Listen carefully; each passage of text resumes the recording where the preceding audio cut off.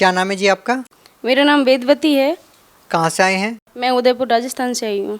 संत रामपाल जी महाराज से नाम दीक्षा कब लिया आपने? मैंने 2008 में ली। संत रामपाल जी महाराज से नाम दीक्षा लेने से पहले आप क्या भक्ति साधना करते थे? मैं हिंदू धर्म के जितने भी देवी देवता हैं उन सभी की भक्ति करती थी।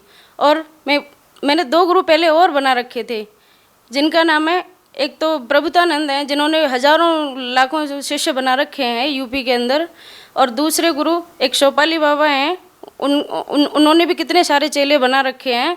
मैंने सबकी भक्ति करके देखी। मैंने 14 के व्रत, मंगल के व्रत, सभी सारे जितने भी व्रत होते हैं सारे किए मैंने। इसके साथ साथ मेरे पिताजी ने गुरमीत राम रहीम से दीक्षा ले रखी थी। 7 साल तक उन्होंने उनकी भक्ति की। उन्होंने कारगिल तक जाके उनके सत्संग सुने, उनकी सेवा की।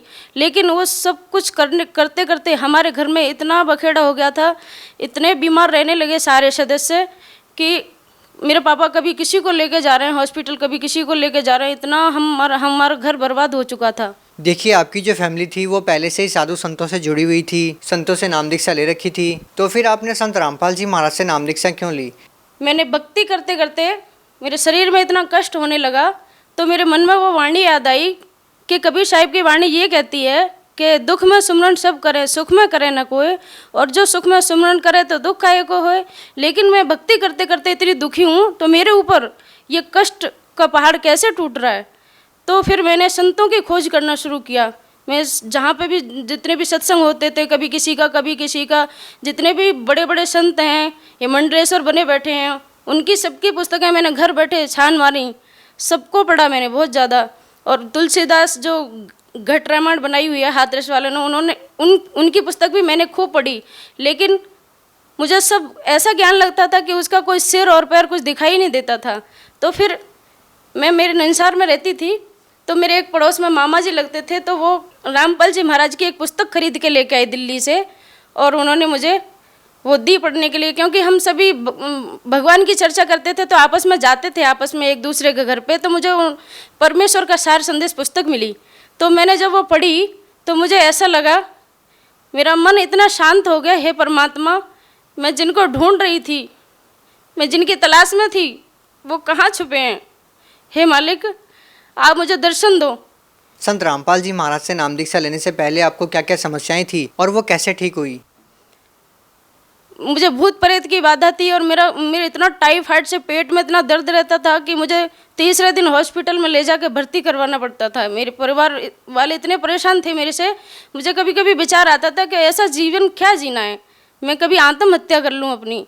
लेकिन परमात्मा की तलाश थी फिर भी, कि कहते हैं कि संतों की शरण में जाने से दुख दूर हो जाते हैं। इसलिए मेरा वो विचार हट जाता था कि नहीं नहीं, संतों की, सच्चे संत की खोज करनी चाहिए। अगर दुनिया में नकली संत हैं तो असली भी कहीं ना कहीं होगा, उसकी खोज करनी चाहिए मुझे। मेरी आत्मा अंदर से गवाही देती थी। तो मैंने फिर संतों की खोज करनी शुरू करी। तो फिर मुझे रामपाल जी महाराज की पुस्तक मिली। उसके बाद फिर मैंने 2008 में आश्रम में आई, और फिर मैंने नाम लिया। पूर्णमासी के दिन 2008 में नाम लिया मैंने। बहन जी, संत रामपाल जी महाराज से नाम दीक्षा लेने के बाद आपको जो भूत प्रेत की बाधाएं थी, क्या वो समस्या दूर हुई? और उसके अलावा भी आपको क्या क्या लाभ मिले? हाँ जी, जिस दिन मैं नाम लेके आई, मेरे घर पे मैंने मेरे कमरे में जाके और मैंने गुरुजी का वो पूजा स्थल बनाया। उसी दिन मैं रात को सोई हुई थी मेरे कमरे में, तो 4-5 भूत प्रेत आए और एकदम मेरे कमरे में एंट्री करने लगे। तो देखते ही कि सामने गुरुजी की फ़ोटो लगी थी, तो वो देखते ही और एकदम से भागने लगे कि इसमें तो बहुत बड़ी व्याधा घुस गई है, अब हमारी दाल नहीं गलेगी इसमें।